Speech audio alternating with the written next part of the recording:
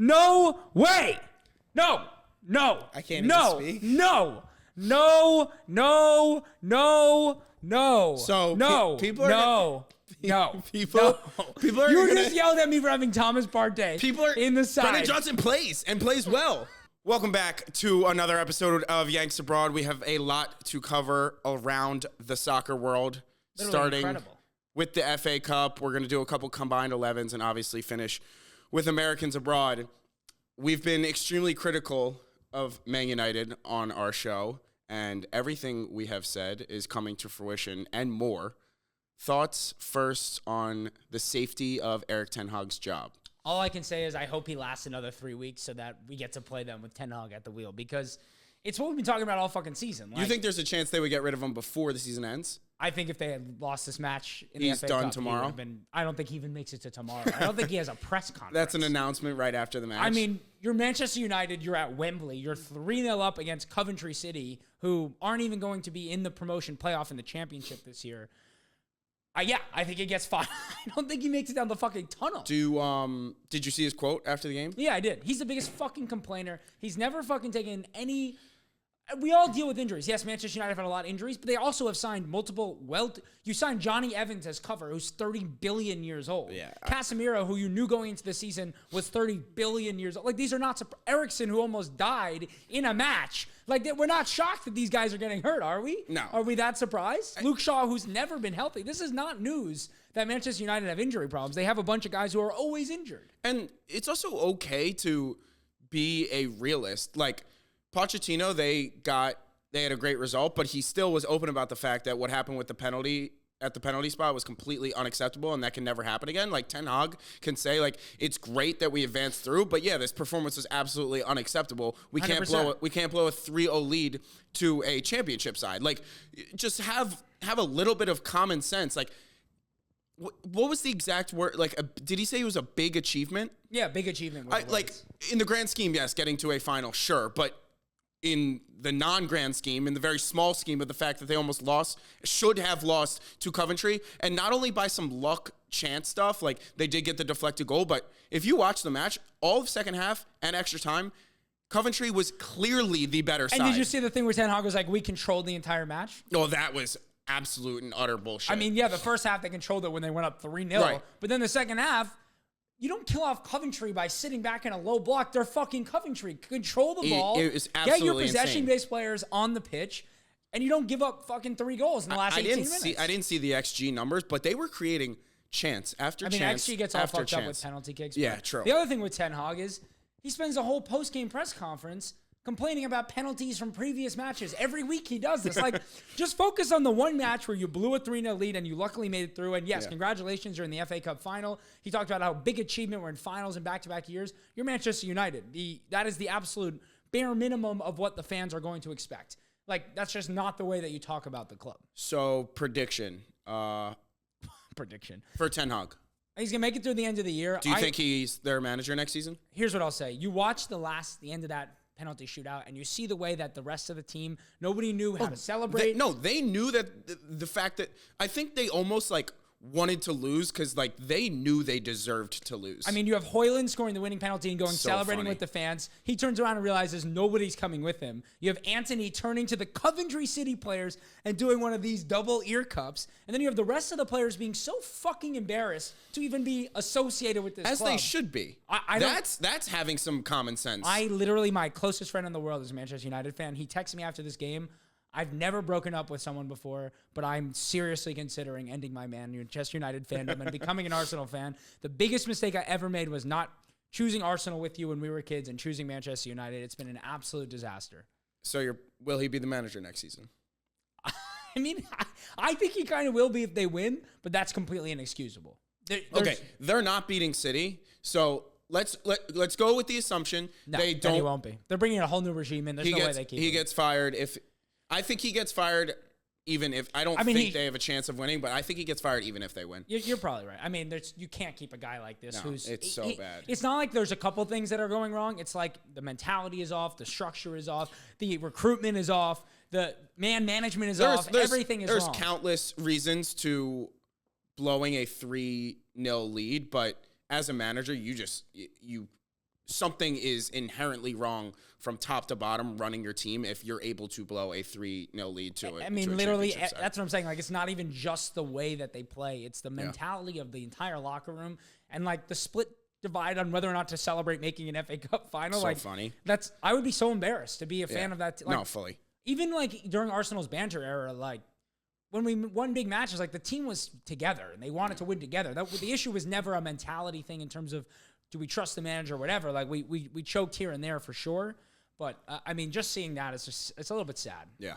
All right, moving to the other FA Cup match. Speaking of managers and complaining, did you think Pep's little rant about the scheduling was valid? I think he's 100% right. 100%. I agree. Why? The thing I like about Pep versus when Klopp does it, Klopp only does it when Liverpool lose matches. Right. Pep wins a match, and then he's still like, this is fucking crazy. Like, what are we supposed to do? Even when we rotate. Why were they the Saturday match when they were the only team who could have possibly been playing midweek? Like, I understand you probably have to schedule it out earlier, but they were the only team who had the actual possibility 100%. To be playing midweek anyways. How do you not make them the Sunday match? 100%. I thought it was completely warranted because people were like shitting on him that he was complaining about it. And I think to your point, Klopp gets a lot of shit when he does it because it's only when they lose. Yeah. Him doing, like, I think he's 100% right. And I actually thought it was really interesting also the way that he spoke about, I can't remember. I think Gary Neville, somebody asked him, like, why don't you rotate? And he was like, 2 years ago, we had to rotate to play Liverpool on the weekend after a big Champions League match, and they fucking killed us. Yeah. And so that's why we don't rotate. Right. And I think I want to segue this into the discussion about, it's been a big discussion this week about Arsenal not rotating enough. Their best players are playing 3,000 minutes already this season. And it's like, even if you have a great squad, it's not as simple as just a rotation. Like, you're playing in the hardest league in the world. You need your best 11 if you want to. And the chemistry is, you can't just throw 5 new guys, even if they're equally as good. Yeah. You want to have that the team to be synced up and to be playing football together. And it's not as simple as just like, you take Odegaard out for a week, put Smith Rowe in for a week because they're equal footballers. I'm not saying they are, but I'm saying, like, that's what people are saying. Like, play Kivior for Gabriel for a week. Take Saliba out the side for a week. Like, okay, you just start mixing and matching like that. You're never going to go on a run like Arsenal have gone on. Like, the reason we went on that run is because that was the first time all year where we kind of had the same 11 every week, aside from left wing kind of rotating. And by the way, I said that you guys were one of the healthiest teams this season an episode or two ago, and you called me crazy. No. You guys have consistently had... Well, because we had the best 11 available that but you can see in the 30 minutes that Thomas Partey came on, our best 11 has Thomas Partey in it. It does. Partey, Rice, and Odegaard is probably the second best midfield in the Premier League.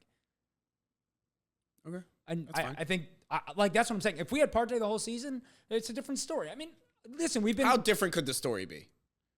You're having a pretty good season.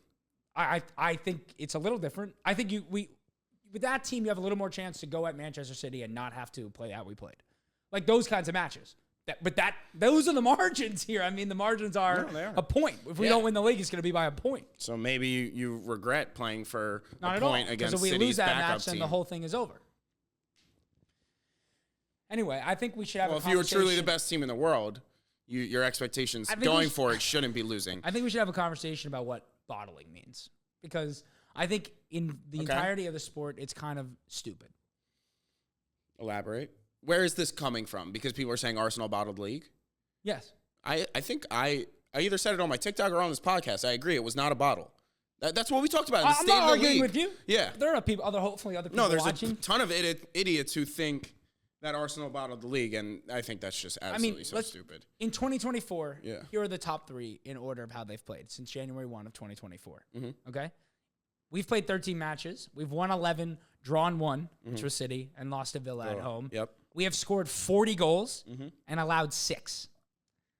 Okay. That's 34 points. City have played 13, 10 wins, 3 draws. Mm-hmm. They've only scored 31 goals, and they have allowed 11. So their goal differential is 20. Ours is 34. Right. They have 33 points. Liverpool have now played 14 matches. They have 10 wins, 2 draws, 2 losses. They've scored 36 goals and allowed 16. So they have the same goal differential, and they only have 32 points. I mean, how much better could Arsenal be in this period? Like, that's what I'm... No, but I'm agreeing. The issue is, let's say we hadn't lost to Villa, but our loss that we had, or one loss we had, was like Liverpool away in this period. Nobody would be having this conversation. No, I'm with you. It's just like silly because at a certain point we had to lose a match. I also think it's a combination of like crashing out of the Champions League. Like it's just such a prime 100%. period to be shitting on Arsenal that they want to play up a little engagement farming with the bottling stuff. But when you do go out in pretty shocking, not shocking fashion, just like it was a really bad display over 2 legs, and it's just an easy time to be shitting on Arsenal. So I think people. Honestly, it's funny because there's no better time to be shitting on Arsenal, and I think this is the first time where I've ever like been on the Arsenal side a little bit. Well, because this is actually there have been way better times to be shitting on us when we were finishing 8th consistently. No. I'm saying this. I'm saying this season. But no, yeah. for sure. And I think Champions League like that. I forgot because we haven't been in it so long, bantering myself. That like it's just not even the same sport as playing in the Premier League week in and I did see an interesting tweet where the Champions League is the Champions League, but Arsenal's Champions League run, looking back at it, is like kind of extremely fraudulent. The easiest group in the Champions League, which we won handily. Then you scrape by Porto. The levels that we played in the knockout rounds were not scraped by Porto, who isn't even in a title charge in the Portuguese league, and then you lose to the worst Bayern side in 15 years. Like it's a little fraudulent. Does that narrative come back a little if Bayern go win the Champions League? Because then they're not the worst Bayern side in 15 years. They're going to have their 3rd Champions League in 15 years. Yeah, I mean, if they... I'll be there on Tuesday, so I'm excited. There you go. On Wednesday. Yep, still can't. Yeah, I don't know. No, they're on Tuesday. They're first. I thought the whole reason you couldn't go is because Dortmund is on Tuesday. I thought City was going to win. I thought one of the English teams were going to win, and then that would automatically have made them Wednesday. Oh, so you didn't have to even fuck up your whole thing? No. Well, I'm going to graduation. My girlfriend's graduation, not that you guys care, a day later. Anyways, let's move to... You want to talk a little bit about Nottingham Forest? top 4? Oh, I was going to say Nottingham Forest. We can talk about Nottingham Forest. Yeah, they're fucking completely right. I completely agree. I saw, by the way... We did the same thing a few years ago because it was literally, there was like an outrageous amount of calls in a row. I mean, Brentford, they literally just forgot to draw the lines against Brentford. If what they tweeted is true... that he's a Luton Town fan? He is. That's fucking insane. There's a whole article about it. Then how is that allowed? No, it's not. That just seems like the Premier League refereeing is the most corrupt thing. It's been corrupt for 30 years. Alex Ferguson literally had them in his pocket for 20 years. I don't understand. How is the biggest league for the biggest sport in the entire world continuously doing such idiotic things? And then I don't know how many were clear, but between 3 different... all 3 were pretty clear penalties. They should have at least had 1. At least 2. It's insane. Ashley Young could have had 2 red cards in this match. Honestly, like, it is unprofessional, but, like, something like that... Well, they're getting a lot of backlash for that. Something like that is so, like, jaw-dropping and got the attention of literally everyone by doing it in kind of an unorthodox way that it might bring the appropriate attention to a problem. I mean, so I think they're completely right, and I think they did the entire league a favor by being the ones who actually went and did it. 100%, and other teams have done it, and there's just been nothing has happened. Nothing has ever changed. The same fucking people run the same fucking thing. They're all from the north part of England. They're all from Manchester, the greater Manchester area. Yeah. Every single referee, everybody who's in the program, the VAR officials, everybody. It's fucking idiotic. And, like, managers make comments and sometimes players in post-game pressers all the time, so that's normal. But this never happens, and I think it actually, I don't know if I live in some fairy tale world that changes are going to be made because... No changes are going to be made. You don't think so? That was pretty... The only way changes are made is if Howard Webb, Mike Dean, these guys have been involved forever, get fucking thrown out. They need to completely refresh it. Start bringing in some referees who are not even from the country. England, Like, that's totally normal. And it's, if you watch, like, even in Italy, like, I think there's some issues there in how that league is run. Yeah. But the refereeing and the way VAR is decided works way better. Same with the Bundesliga, works way, way better. They have way fewer issues. Yeah. You don't see clips on fucking Twitter like, can you believe this wasn't a penalty from the Bundesliga 4 times a weekend? Like, you see, only in the Premier League is it 4 times a weekend. It's like, how did they miss this blatant call? I mean, granted, it's the most covered league and we pay the closest attention to it, but I do agree that there's egregious refereeing stuff every single week now. It's getting to be absurd. Multiple times a week. Yeah. It's literally insane. I mean, even the fucking VAR in the FA Cup match, like Coventry were off by a freaking toenail. Like, there's a reason they're trying to fix this VAR rule with the offsides and everything. That's obviously not a mistake because the rule is the rule, but I completely agree that there should be VAR was made for clear and obvious errors, but you kind of take offsides out of that because there's technology that says yes or no. But like, I think they should make it a certain amount of yards, inches, whatever it may be, because then it's like nothing about getting that, how close that was is a clear and obvious mistake. Also, there's no way to know exactly when the ball leaves the player's foot. That's why I think there should be like that. The attacker did not gain an advantage by being half an inch further than the defender. It's the same concept as why they didn't give a penalty and a red card in the Arsenal Bayern game with the handball thing. Like, there was no advantage gains there. Like, just move on. I think that needs to be changed. I don't like, because it's tough, because if you make it, they're within 3 inches, and then when they're 4 off, you're well, fuck. But like, at least it gives you a little bit of wiggle room. Like, because especially like on the field, they called it not offside. Yeah. Then they're trying to freeze frame it when the ball comes off of the player's foot. You cannot get it even down to the millisecond. You can't tell. The frames are not clear enough to tell when it's coming off the foot. Idiotic. Yeah. But we'll probably be having this conversation like 4 more times this year. 100%, and it's only going to be heightened with everything becoming more important as the season dwindles. And now, as I said a couple weeks ago, you should have been rooting for Arsenal in the Champions League. It's a guarantee now that 5th spot will not be a Champions League spot. Villa have just beat a very informed Bournemouth pretty convincingly, and you have to play Liverpool. Don't agree that it was convincing. I mean, Bournemouth was the better side in the first half, got the goal. Sounds like every Villa game this year that they've won. And if I think his name's Roger, scored in one of the last kicks of the first half. A sick goal. If they don't get that goal to end the half, and it goes in these are a lot of ifs, but I'm just saying it was not convincing, and this was the easiest match of the rest of their run-in, and they went down a goal. I'm not super confident that they now have a 6-point lead. Yeah, with a game in hand. Yeah, but I mean, I think if you weren't playing City, Liverpool, and Arsenal, I'm mostly happy that Villa won, because now you're pretty much going to have to play your strongest side against Liverpool, City, and Arsenal.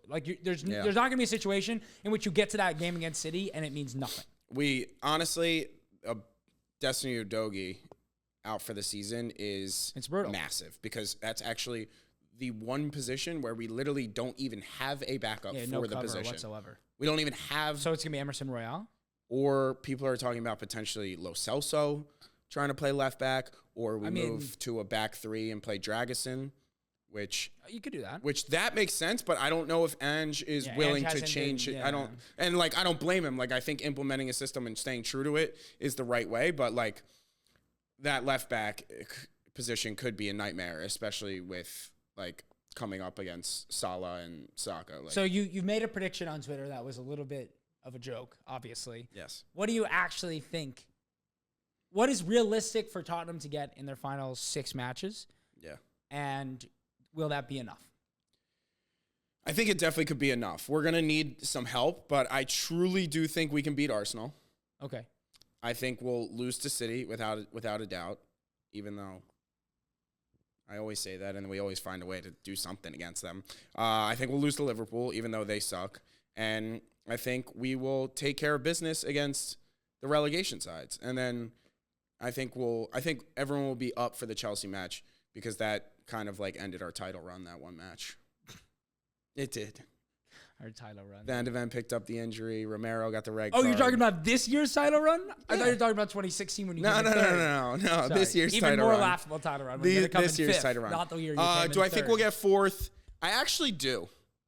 Really? I still think What's more likely, get you get 4th or we win the league? Well, I mean, you're asking me I think we'll get 4th, and I think Man City will win. So the answer to your question is obviously I think there's a better chance that we get top 4. Interesting. I wonder what the odds especially now that City's out of the Champions League. They're just the only thing you can hold your hat on. Here's the thing: is that Haaland is an awful footballer. Well, he's injured, so I know. I mean, I don't know. I feel like if the odds makers would probably say the odds makers would probably say in your favor. Yeah, we're probably plus 200 to win the league right now. You're plus 325. Plus 325, and you would probably be plus 700 to be 4th, or plus 500. No. You have to play the 3 best teams in the country. If you were playing other teams, I would say not. But I'm with you. I odds are think you're you'll gonna be lose all shocked. I three. think you'll be shocked at how little points Villa is going to pick up over this stretch. Okay. Maybe I'm talking myself into it. I think you're talking They yourself have a into it. tough run-in, and they're still in Europe. They've been better against the good sides than the bad sides. So have we. Yeah.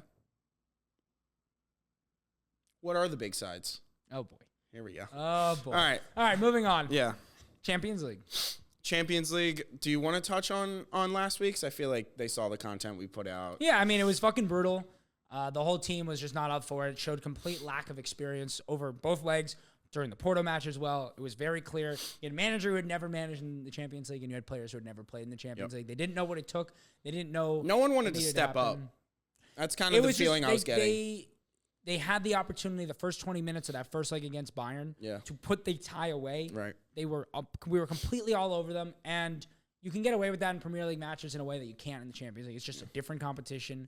It's a different level that is needed, especially when you're playing over two legs. It's such a long match. That first 20 minutes is really the equivalent of a first 10 minutes. Right. Right. And they just didn't take the chance. Ben White puts that chance away to go up 2-0, 11 minutes in, right in front of the net. And we're talking about Arsenal playing Real Madrid next week and not Bayern playing Real Madrid. But hey, is that where you want to start? Bayern Real Madrid? Yeah, I mean, I think Madrid's going to walk them, but you think Madrid's going to walk them? Just destroy them. I completely disagree. Real Madrid is so I mean, Bayern is not. Do you want to talk about Phil Foden missing an open net in the Champions League to win it, or we don't want to talk about that because he's not Saka? I mean, over two legs, he was significantly better than Saka. In what way? Like, I know he missed the chance, but, he was man of the match in the first match. Saka was the best player for Arsenal in the first match. He was man of the match? Yeah. He wouldn't win man of the match. No. I don't know who won man of the match. Right. I don't know if anyone He was man of the match, and then he was good. He just happened to have missed a chance, like the rest of the City players all did. Okay. He didn't go hidden in the second leg. Saka went hidden. He did not go hidden. Yes, he did. I've never seen a player have less of an impact on a game. You've never seen a player have less of in an my impact. entire life, genuinely. That's crazy. All right, let's get to You don't watch a lot. So you think Real Madrid's going to roll them? Roll them. I think it's going to be tough. I think they'll probably find a way because that's what they do. But I mean, Real Madrid just have owned Bayern. Real Madrid is not really in good form. They found a way in the Champions League, but they've been struggling a little in the league. The El Clasico is going on right now. Yeah, it was 1-1 last time I checked. All right, starting with the combined 11, Bayern versus Real. You want to start, William? Sure. All right. Neuer, I Yes. think, even though Lunen's in great form. Lunin is in fantastic form, but I thought Neuer, we were talking about it when we were watching, his sweeper-keeper ability, I think, made the difference, honestly. 100%, especially since that back line is a little shaky. Yeah. And obviously, Eric Dyer's a joke, and I mean, Upa can't play. Dyer is a joke, but he was fantastic in leg 2. He really was. He was much better than No, I think he won. I think they gave him man of the match over They Kimmich. did give him man of the match. All right. Right back, I have Kimmich. Yep. My center back pairing is De Ligt and Rudiger. I went Rudiger and Tchouaméni. I don't think De Ligt is really good at all. Tchouaméni at center back. Yeah, that's where he's been playing for him. Okay. And they scored 3 goals in the match. He didn't play.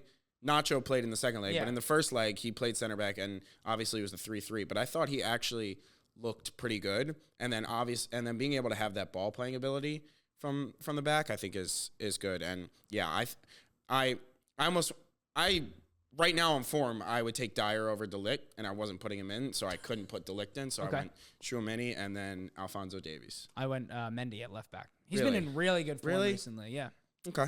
I think he's really been good, and Davies just hasn't been good this year at all. I know. He's genuinely been that. Yeah, it's probably I'm just more. I know he can be good, but you're probably right. Mendy's just been in better form. That's why I went with him. All right, this was really tough. It was hard. Well, Stacked midfields. Incredible. I went Tchouaméni at the base. I think he's the best young number 6 in the world. Okay. And then I went Camavinga and Bellingham, full Real Madrid midfield. Just those are the 3. If I could build a midfield right now, potentially those would be the 3 Yeah, guys. I went Camavinga, Bellingham, Musiala. Yeah, it was hard not to include Musiala, I have to say. Musiala was so good. Leg 2, watching Musiala, there's a chance that he could be a top 3 player in the world for him. Mbappe and include someone else could be the top 3 for a really long time in world soccer. For sure. Him, Mbappe, Bellingham. And if he comes to the Premier League, I know it's not going to be to us, so it's going to be to a rival, but I'm low-key going to be happy. I just get to watch him. I kept saying to you in that match, he's the best at making those little late runs into the half spaces and pockets in between the defenders. I rewatched the highlights after. I even missed how great he was incredible. At times. Yeah, no, for sure. It killed me not to. You didn't put him in. He's anywhere. not in the side at all. That is actually insane. It wasn't easy. It was not easy for me to do. You don't sound hurt enough to me. Here's the issue. He still is lacking a little bit of the final action. Fair. That's fine. And I think in the Champions League, as I was saying, the final action is kind of all that matters. Yeah. And so I went with the guys up top who are the best final action players left in the whole tournament, and that's Vinny on the left, my boy Rodrigo on the right, and Kane through the middle. Yeah, I think that front three kind of writes itself. Yeah, and I mean it's too bad for Sonic because he's actually in pretty good form. I know he was hurt, but Rodrigo is arguably in better form than Vinny right now. He's an absolute. Rodrigo is a Champions League. He's beast. A must. He's a different player in the Champions League. It's incredible. He was just pulling goals out of his fucking ass over 2 legs. Ridiculous. Yeah. Score prediction over the 2 legs. So Bayern, I think Bayern's home first. Yeah, I think Real will actually let Bayern dominate the possession. Yeah, at home they're happy to do that. And just happy to be playing on the counter. But I don't think they're actually strong enough defensively to keep out Bayern. And like they seem to have enough confidence at this point to be like, why can't we go win the Champions League? Like we know how good the players are. Throw the Bundesliga, now that it's like fully over, you just throw it out of your head. And like I'd say I could see like a 2-2.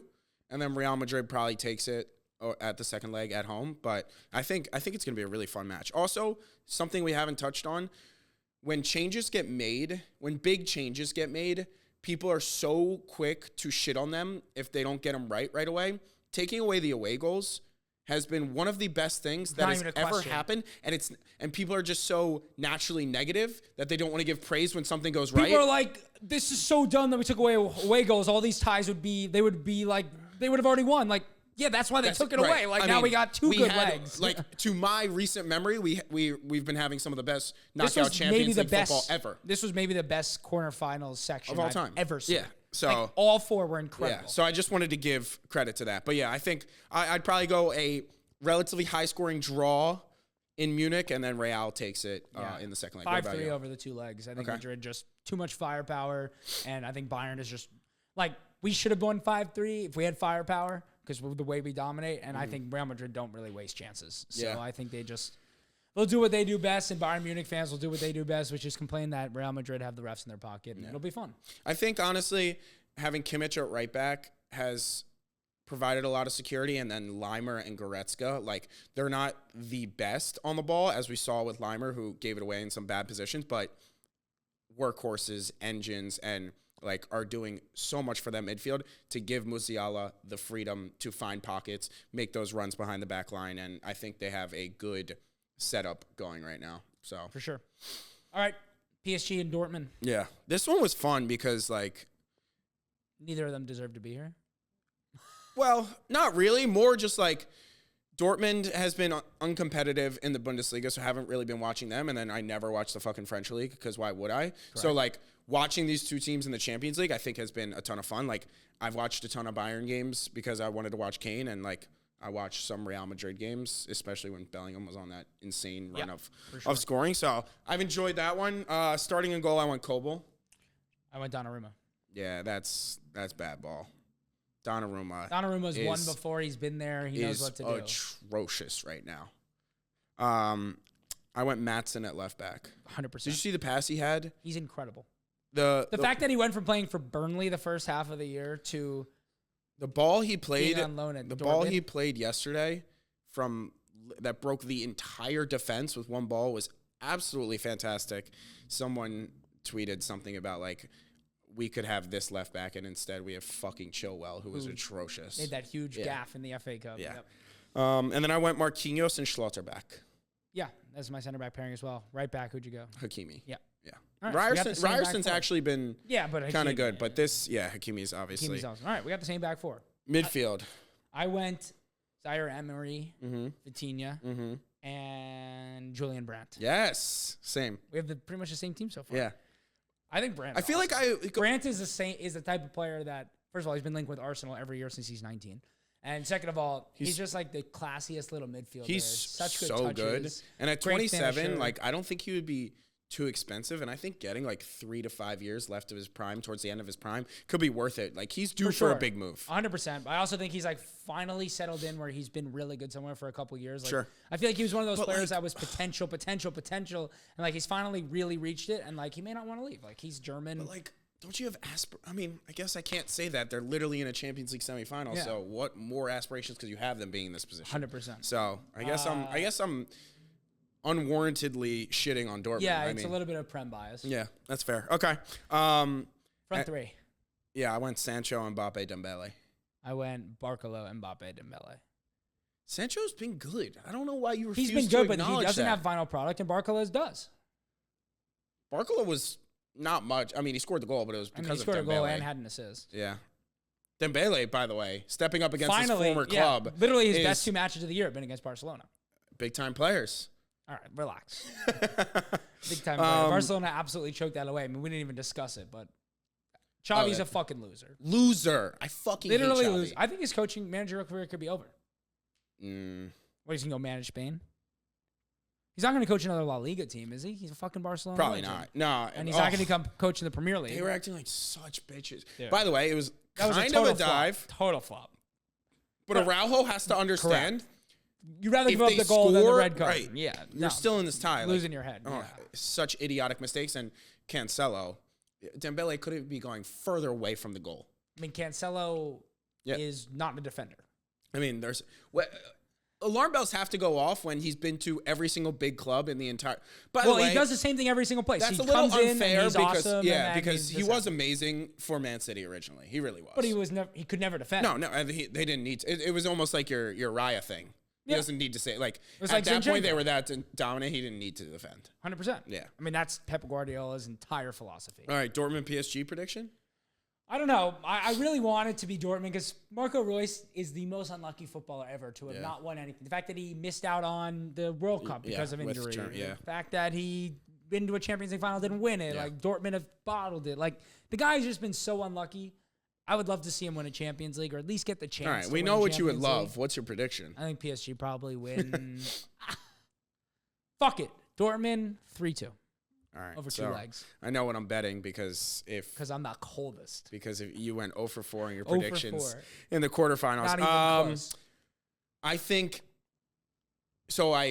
Last week I said there's no way that Mbappe will, he was awful in leg 1, and there's no way that that'll happen over 2 legs. He actually wasn't great in the second leg. He just happened to have gotten the 2 goals.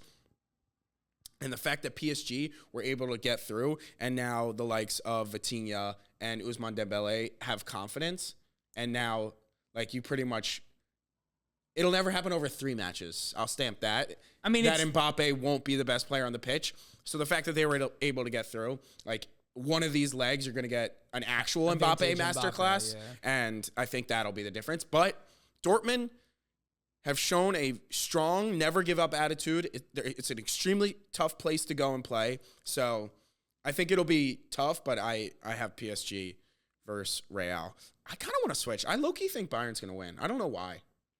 I think maybe... Just because you want to fade me? No. Yes and no. I think it might be... This is probably kind of a overthink and trying to mega mind it, but maybe it's so talked about, Real Madrid, they just do it in the Champions League, that maybe Real Madrid will think that it's just going to happen and no one's going to actually do it, and Bayern will. But that could just be a huge overthink, and they do it because they do it. They just do it. Yeah, right. Especially against Bayern. I mean, they literally own Bayern. All right. Own them. Yeah. All right. I hope it's PSG Bayern, because that means either Mbappe will get his Champions League before he leaves Paris, or Kane will get his trophy.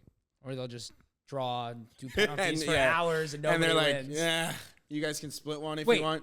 Just before we wrap up the Champions League, I want to talk about the Man City Real Madrid penalties for a second. Yeah. What was more fascinating? Ederson taking one of the 5 penalties? Not shocking to me at all. Or Bernardo Silva going straight down the middle and having it saved? I think he's getting a lot of unwarranted hate. No, that is warranted. You cannot go down the middle unless you score. As silly as that sounds, you can't go down the middle unless you score. That's so wrong, because people... This isn't fucking the video video game. No hate when you go to either side and it's easily saved. Yes, you do. What do you mean? Saka literally got death threats. I'm just If saying, like, Saka- going down the middle is an option, the same way going to the left or the right is an Disagree. option. But it's a different level of hate that's being brought to him. It's Disagree. not different. Bernardo Silva is one of the most percentages- technically by the skilled way, players in the fucking sure, world. he probably doesn't need to needs be the go one- into the side netting. I understand. That's why he's Bernardo Silva. But against a young goalkeeper in a Champions League shootout as the first kick taker, don't go down the middle. what are the chances The he first stays you don't down? go down the middle, obviously, because No, no. The thought is literally No. Who would ever fucking go down the middle on the first kick? Well, No, the thought was flawed. The thought was flawed, clearly. What goalkeeper would ever stick down the middle in the first attempt? Apparently Like the balls on apparently Andre Lunin. Lunin. No, I mean, good for him. But I think it's a little unwarranted. And good on Bernardo Silva to respond by getting the goal for City in the FA Cup. Strong mentality. You love Bernardo Silva so much, it clouding your thoughts. He's fantastic. No. If Haaland did that, you would be No, screaming. You would be screaming. No, because Casemiro did it today. And I thought he did. And what'd you think? I thought My friends who are Man United fans are losing their fucking I thought it was heads. just as bad as him taking a penalty to the right and it getting saved. It's not. I stand on that. It's not just as bad.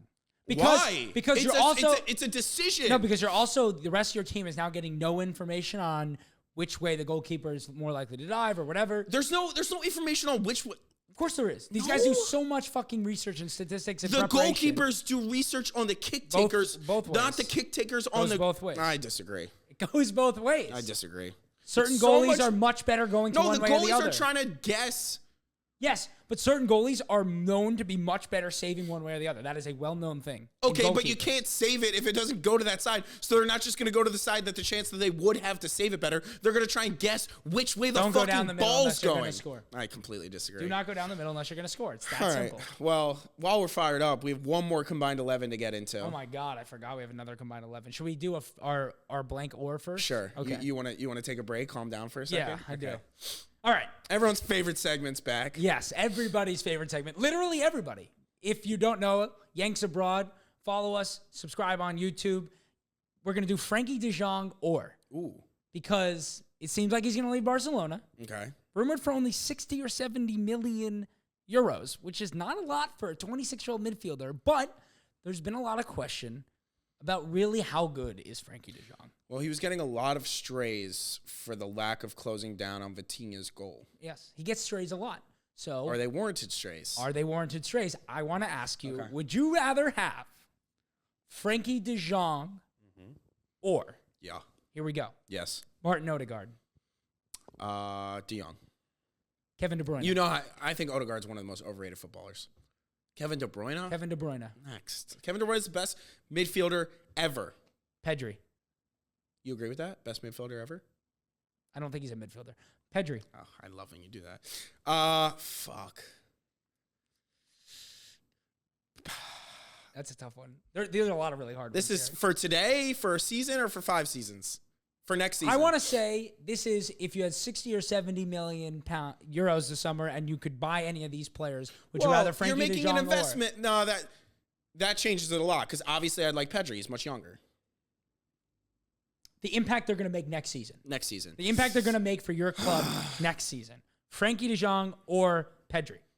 Can I give Pedri a couple months off and then have Pedri? I want Pedri. He just Okay. gets fucking run into Camavinga. Camavinga. Rice. Rice. That one's tough. These are really hard.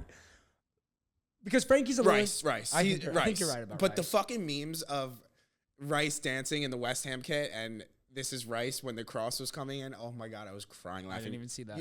I have to send it to you. Bentancur. De Jong. Thank God. Yeah. Bernardo Silva. Next season. He's the most underrated footballer in the world. Give me Bernardo Silva. Okay. Gundogan.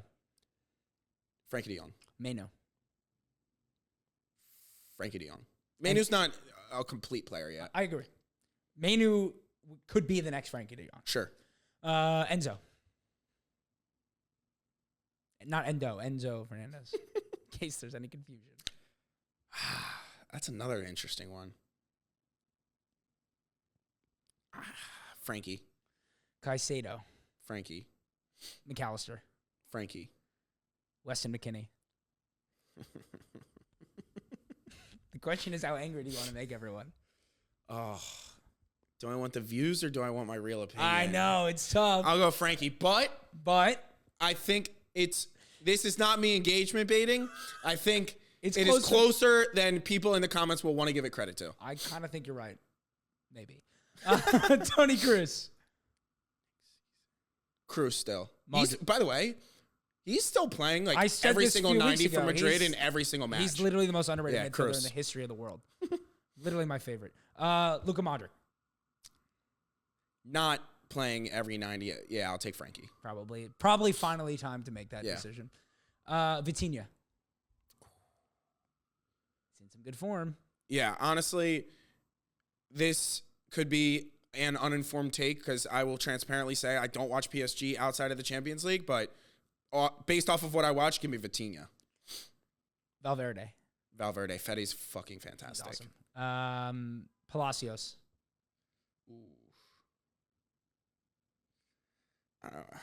Give me Frankie because isolated as a player, like it's hard to tell with any of those Leverkusen that's guys outside of Wirtz. everyone's fucking amazing. Yeah. They score whenever they want tell. to not lose. So like, yeah, give me Frankie. Pavlovic, because I know you love him. I put him in here.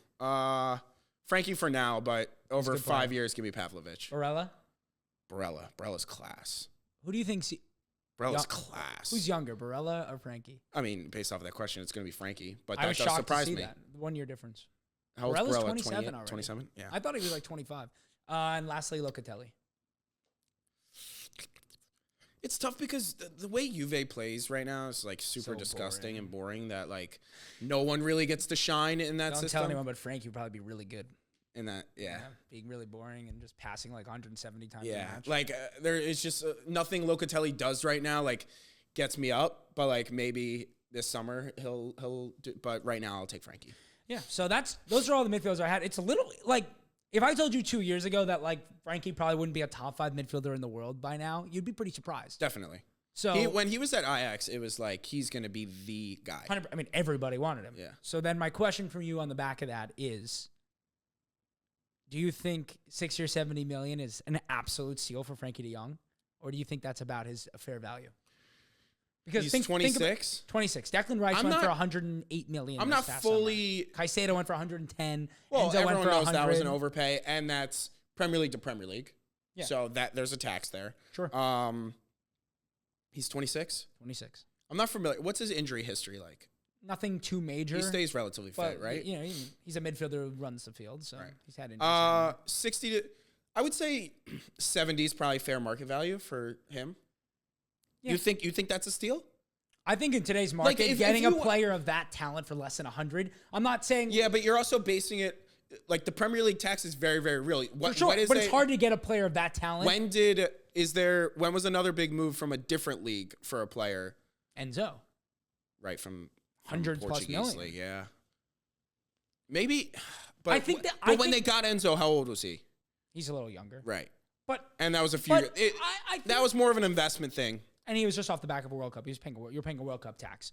But I don't know. To me, it's like if you can get a player who is pretty darn close to world class when he's playing well, who would fit a system like Arsenal or City or even like Tottenham, just for the sake of saying it. I think when you can get a player of that value for that money, like that's fucking unbelievable. You're saving money by doing that. It's really hard to get a game-changing player in this day and age for that price. It's there's no more like potential thing. Like, not saying he couldn't get better, but like he is the player who he is. And like we used to talk about Frankie because he was supposed to be this guy, and he's not turning out to fully be that guy. He's not. He's been at Barca for the most tumultuous years that Barca's ever had. In a better system, I'm sure he could thrive. But that's my feeling. But he's not. He doesn't. It's not potential anymore. He is that player. Not that he couldn't become better, but it's not like I don't think he will enter that. I don't think he will ever be a top 3 midfielder. Well, here's what I'll say. Think about like when Gundogan made his move from Dortmund to City. He was about this age, and he took another huge step up because of the side he went into. He became a top 5 midfielder in the world for a period of time. I think the only side I think Toni Kroos did the same thing when he left Bayern and went to Madrid. I think the only side that you get that bump is at a City. Or Arsenal. I don't believe that. Rice, Odegaard, Frankie doesn't make Frankie take a huge step up, jump into that midfield. in a team that controls the game at the level that we control games? A huge step up. I mean, just look at he the plays in difference. it better. No, they would control the ball, which fits. He would be better in the Arsenal side. I completely agree. But I think there's also a lot of sides he'd be better. Barcelona is Well, that's what I'm saying. extremely erratic and inconsistent. But there aren't that many midfielders that you could buy right now for that price that you would say you put them into your side and they both make the player way better and the team way better. What's Barella's fair market price right now? I bet you if they are selling, they're getting more than that. And this is a price that is believed to be like. From what I'm reading, it's believed to be 60 to 7 million, and Barca will be willing to part ways. Well, you're also in a power position where Barca are still going through it a little. Yeah, no, for sure. I'm just saying, like, I think it's No, really hard. I think it would be Now, good business. in this I day and agree. age, it's really hard to find value that's not release clause stuff. Your Arsenal is about to have a 400 million pound summer based off of the way you're speaking about. It's all just the going to be Frankie, Leao, and Musiala. That's it, right? No. We're only going to get one midfielder. It's either going to be a Frankie or a Musiala. But Frankie, Leao, and Ousmane Diomande, call it a summer. All right. Give us the trouble. On that note, All right. should we move to the Arsenal Tottenham? Of course. Combined You're going to 11? fucking be there. I'm very jealous. I will be there. I am super excited, and I think losing Udogie is awful, but like Arsenal is in obviously not the greatest run of form. They won, but over the past They're in whatever, their worst form of the last year. They've lost one match in their last 16. they're just. All I said is they're not in their best form. They're visibly a little bit tired. Yes. It's been a lot of matches, a lot of people picking up nicks here and there. So I don't think it's past the we had 2 weeks off after getting shelled by Newcastle at home again. Like the atmosphere is going to be fucking insane. I think we have a chance. I'm not going to say I think we win, but I do. But let's get into the combined 11. For sure. You want to start? Sure. Raya. It's not even a question. Oh, Better with his feet. Has the most clean sheets. Vicario is. You can't play the clean sheet. That stat. He's going to win the Golden Glove. But that doesn't mean anything. It doesn't mean anything. It doesn't. It doesn't mean anything. It truly does not. It means nothing. How much percentage credit would you give to David Raya for getting the clean sheets consistently? Actually, How many goalkeepers could you put in that side that could get the same clean sheets? There's probably 15. Ederson and Allison. You're fucking insane. No, Raya is not good at shot stopping. But the reason we keep so many clean sheets is because of how good he is on the ball and No, the ability to help that's us not control true. games. That's 100% not true. is true. 100% is true. It's not even close to true. Here's That's the a- issue. You're going that's to a argue with me delusional about take. every Arsenal Tottenham player, yet we're fucking 14 points above you. I'm not going to. This is just a bad take. Vicario is a much better goalkeeper. Completely incorrect. Oh, that is so bad. That's actually really bad. You want to see their differences in XG prevented and things like that? No, I don't. You don't? I want to move forward because I'm pissed off already. All right. Right back. Pedro Porro. Ben White. Yeah, see. By the way, my Ben White take came to fruition. He is a result of the product of the system and the center backs and the covering that he has. He's not that good. He was getting absolutely done versus Bayern. He didn't get done for shit. He was a little slow out to one cross, and they happened to score from No, that. on the sideline, he got megged twice. He did not look good. He did not look good. He didn't. How did Pedro Porro look when you guys gave up 4 to Newcastle? He looked like the worst right back I've ever watched. Other than his assist to Isak on one of the goals. But No, 100%. I mean, it should be 11 Tottenham players. They're by far better, every single one of them. I don't have 11 Tottenham players. All I right. just don't. Who do you have next? I don't rate Ben White. I Okay. think he's a product of playing next to Gabriel and Saliba Next. with Rice and you dominating every single game. Who do you have a right center back? How good is Ben White in defense? He's excellent in defense. He's a much better defender than Pedro Porro. The Pedro Porro being awful at defending narrative is so wrong. It's not so wrong. There's just some skewed statistics. He's quite often far out of position. That's because there's quick. We've talked about this. There's quick changes of transition, and when your fullbacks play center or mid, and you can't keep the ball. I know we have inverted fullbacks too. I'm not fucking. But you guys don't fucking lose the ball. Correct, because our inverted fullbacks are much more comfortable on the ball and don't No, make bad that's mistakes. our inverted fullbacks are not the reason that we lose the ball. Desi Udogie has lost the ball plenty of times. It's the fact that we have fucking Timo Werner and Son, who has the touch of a brick. Right center back, Saliba. Saliba. Left center back, Van de Ven. Gabriel. Yeah, nah, I knew you were Left gonna say back. that. Left back. You even fucking called Gabriel a fraud. You texted me, I'm ready to call out this team for the frauds they are. Gabriel, I texted you after we just crashed out of the Champions League. I was obviously emotional. This is the non-emotional podcast called Yanks Abroad. You should subscribe if you're here. You should hit the like button, and you should leave a comment and let us know why Van de Ven is the most overrated, yet I still think he's fantastic center back in the Premier League.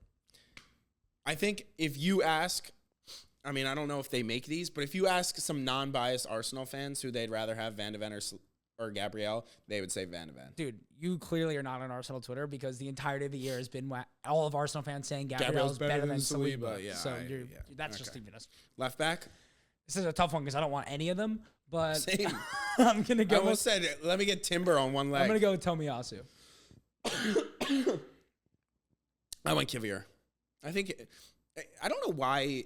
I understand he wasn't great, but like he was starting consistently when you guys were in your best form. And then you started rotating left backs, and that's when the drop in form took place. Like he was bad in that first leg against Bayern. He was really bad. He got absolutely turned around by Sane multiple times. Sane's a fucking good player. For sure. Tomiyasu didn't get turned around by Sane. We talked about this. Tomiyasu got played in over the top, which happens to him, but he has great recovery speed. Okay. You can't dribble by him. And in a setup where our best pacey winger on but the best... Tomiyasu's faster than Kivior. Kivior has no recovery speed compared to Tomiyasu. But he doesn't get done over the top. Sure he does. He did against Bayern multiple times in the first leg. All right. You missed the first half. No, I did. All right, midfield. Oh, boy. Oh, I'm kidding. Rice. Yeah, Rice, Odegaard, Madison. Rice, Odegaard. There's just no way. Partey, Odegaard, Rice. No. What I saw from Partey in that match was absolutely incredible. I would take Madison over Odegaard 10 times out of 10. You're welcome to do that. You think all the Tottenham players, you're going to have more Tottenham players than Arsenal players in this combined 11. You see the issue, right? You see why that's fucking insane. Do you see why that's insane? Can you understand why that's fucking insane? A little bit. Okay. But I think it goes to show how good your top players are and the system that you have implemented. What? Oh my! What does you that can't even put mean? Thomas Partey doesn't play. How is he in over James Madison? He doesn't fucking ever play. He hasn't played the entire season, and he just played his fucking first match ever. How does he get into this fucking Because side? if I could create a combined 11, which is already a fake thing, I want Thomas Partey, I want Martin Odegaard, and I want Declan Rice playing together. Actually, scrap that. Give me Moussa Dembele and give me Gareth Bale. Because apparently we're just doing things then I'll take fucking Patrick Vieira and Thierry Henry. Right, I mean, apparently that's what we're doing. Route, you're not going to have a single Tottenham player in the fucking side. What are we doing? Thomas Partey doesn't play. Can I have fucking Modric? I don't understand. Neither of these players currently play for the team that they're on, and you're including them. Thomas Partey plays for Arsenal. He played this How many weekend. minutes does he have in 2024? 120 maybe? Yeah, exactly. Okay, at right wing, everybody on the podcast has Bukayo Saka. If you have Brennan Johnson, I'm turning the fucking cameras off. All right. Now, allow me to explain myself. Let me see your fucking screen. No way! No way! No! I can't even speak. No! So, people are No. People are You gonna, just yelled at me for having Thomas Partey in the side. Brennan Johnson plays and plays well. All right, can I explain, please? On current form. There are 8 Tottenham players in your combined current 11. form. There are 8 Tottenham. No, there's not. I have Saliba, I have Kivior, I have Rice, I have Odegaard, and I have one more unnamed. That's 5. That's an even split. You don't even have the right 5. There is no right 5. To Yes, your there is a right 5. Okay, may I explain? On current form, Brennan Johnson, this is a factual statement. This is not opinionated. This is off of stats, and this is also off of eyeballs, and this is not an opinion, and this is not engagement farming. It's nothing. On current form, Brennan Johnson is in better form than Bukayo Saka. And this game is taking place on Saturday, so I want the right winger who is currently on better form, which is Brennan Johnson. What are the stats that he's on better form from? What are the stats? Just being the greatest. You go, this is not opinionated. It's based off stats, but you don't have any stats. I didn't come prepared now. He may may have more goal involvements. I'm not No, sure he if does that's not have true. more goal involvement. No, since he started playing. Well, Which is when? like, yeah, I'm moving the goalposts. Yeah, like and shit. because the goalposts, literally, you can move them whichever way No, you but want. I'm moving the goalposts to current form. Let's say over the past 7 matches. You think he's on better form in the last 7 matches than Bukayo Saka? Past 5 matches, sure. Yeah, I do. What makes you think that? Eyeballs, and I think actually goal involvements. I don't know. Brennan Johnson's, I don't need the stats. Yeah, so Saka has 9 goals since that date. So I think you're a fucking idiot, and I think you're a fucking homer. Homer. Okay. And I think you're putting Brennan Johnson over the starting right winger for England. Well, is he? Yes. Or is Cole Palmer? It's not Cole Palmer. Actually, I saw the greatest thing ever. Is it Cole Palmer? Cole Palmer's season actually is Bruno Fernandes 2020, I saw that. 2021. It's not, though. So spot on. It's not. Literally doesn't affect the game whatsoever except for goal scoring, and as stupid as that sounds. That's not. One, that's just not true. You haven't watched a Chelsea match if you think that's I've watched the Chelsea match. What did he do in the FA Cup?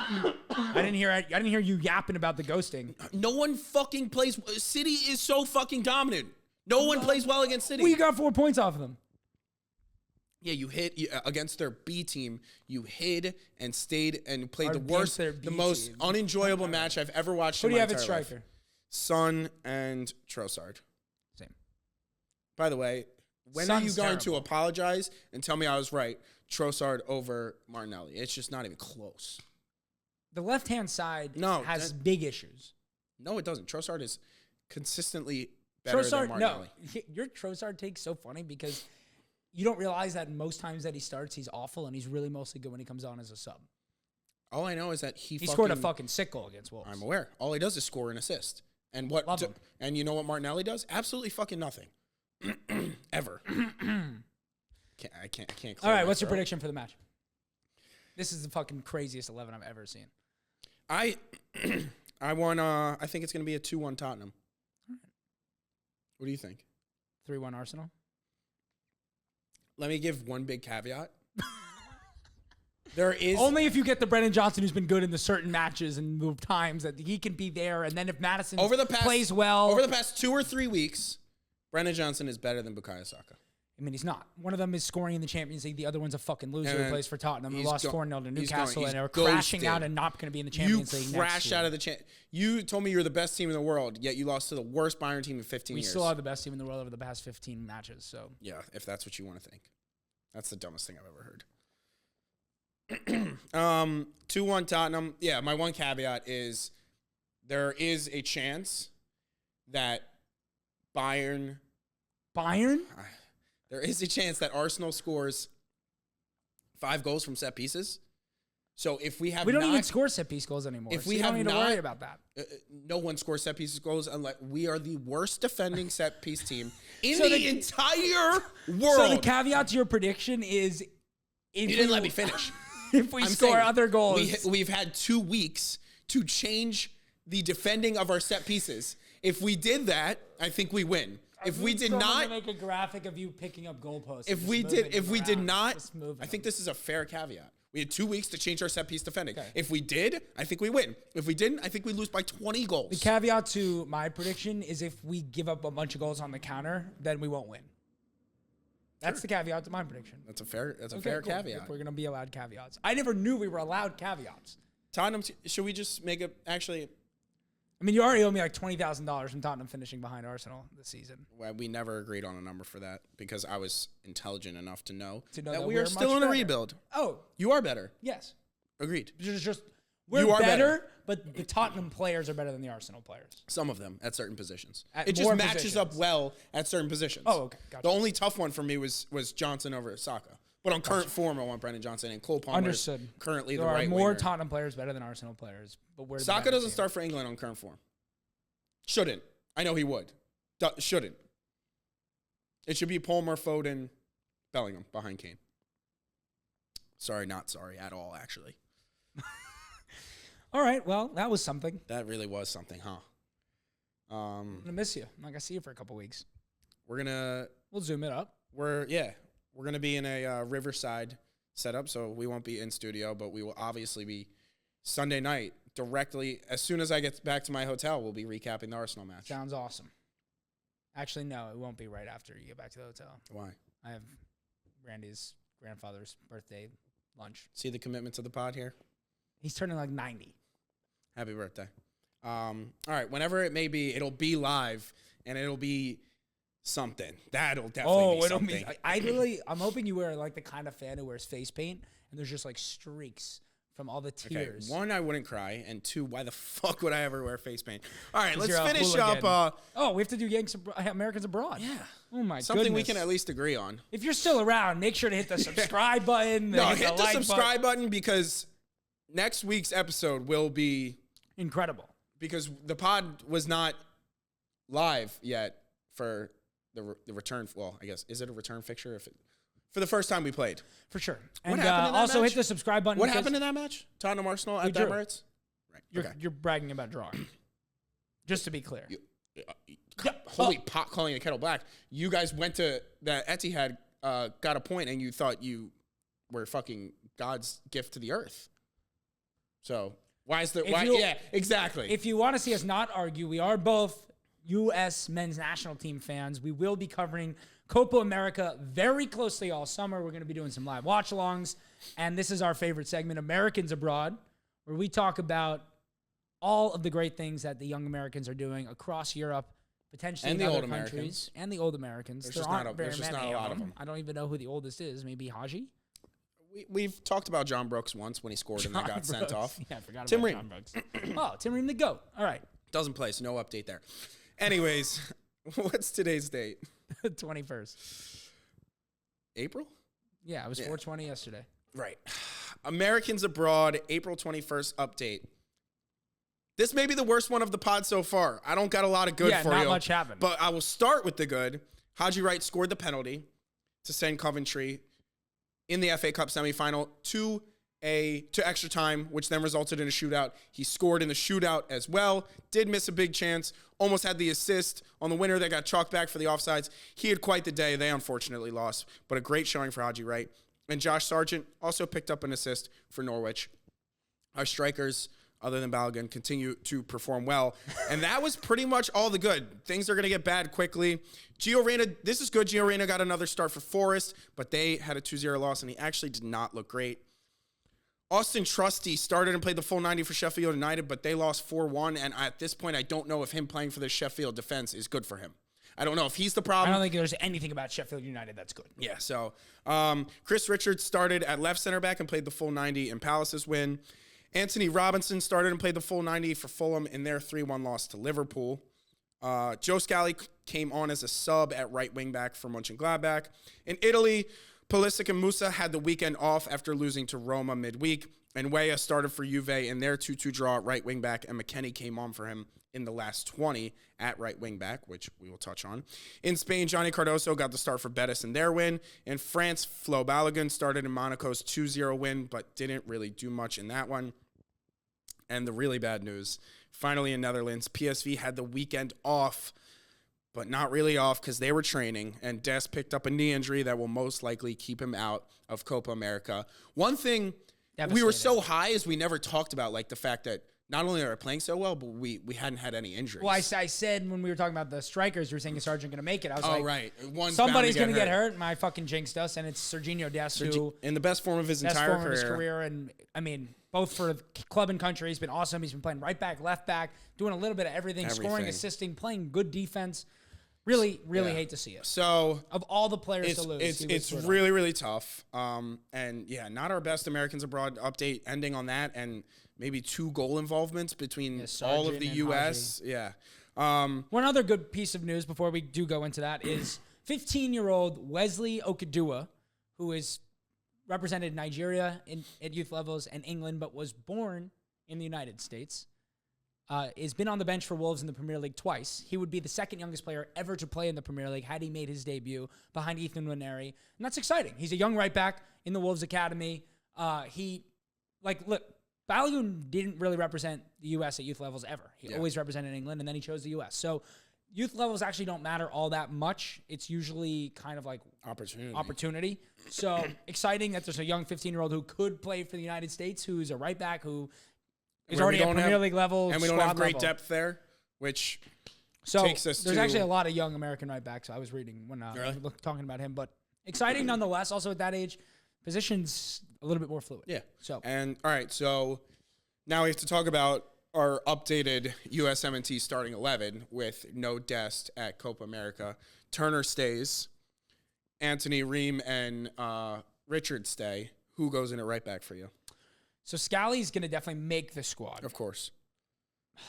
I don't know, man. I almost am like, if we had another good fucking center back, like if I didn't hate Miles Robinson, I'd say move Chris Richards to right back. But I don't want to do that. So, and part of me wants to put Weston McKennie at right back because he had that really great spell. But then you're taking your second best player out of his favorite position. That doesn't make a lot of sense. But the one place we have a ton of depth is center midfield. Because then you play Musa. It's an Adams, Musa, Reyna midfield. Right. Well, Adams might go play right back, and Johnny comes in at the 6, and then or Musa comes in at the 6.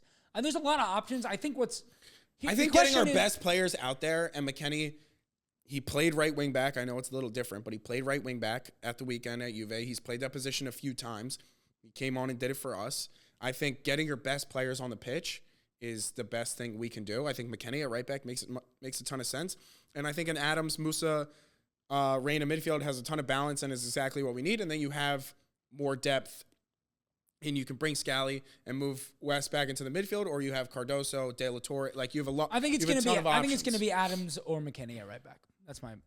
I mean, Adams has played a lot at right back in his career. Yeah. And Musa was playing at the 6 this weekend for Milan. Yeah.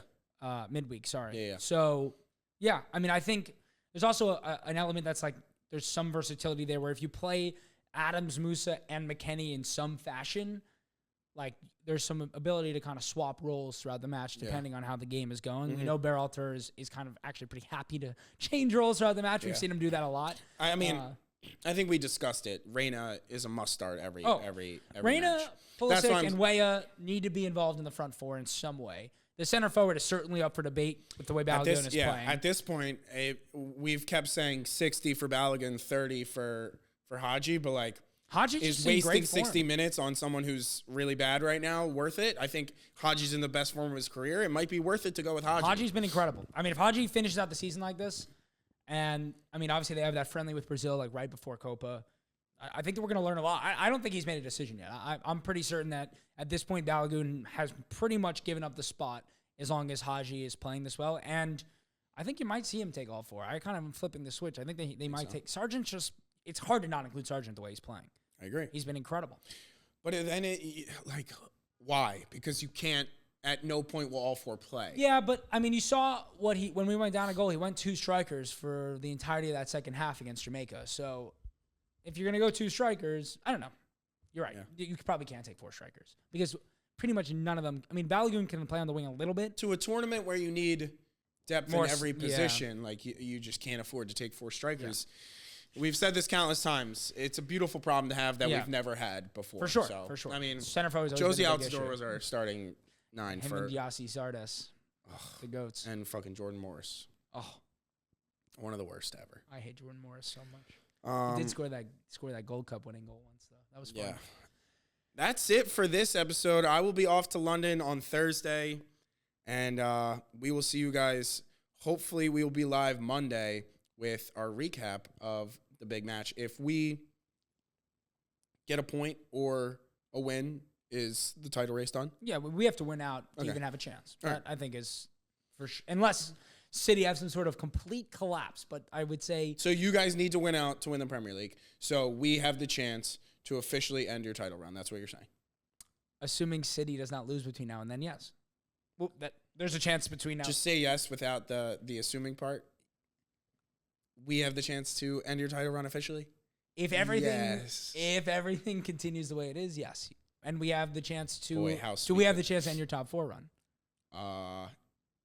No. No, because there's way more unknown with Villa as opposed to unknown with City. But it puts a deep. If we don't get a point, it puts a deep. 6 points will be hard to make up in 5 matches. No, I'm with you. All right. If you made it this long, make sure to hit the subscribe button. You should follow us on TikTok, Twitter, Instagram. We're doing some other stuff there that's not always on the full episodes. And we'll be back next week. Big one next week. Don't forget we're top of the league right now. Peace.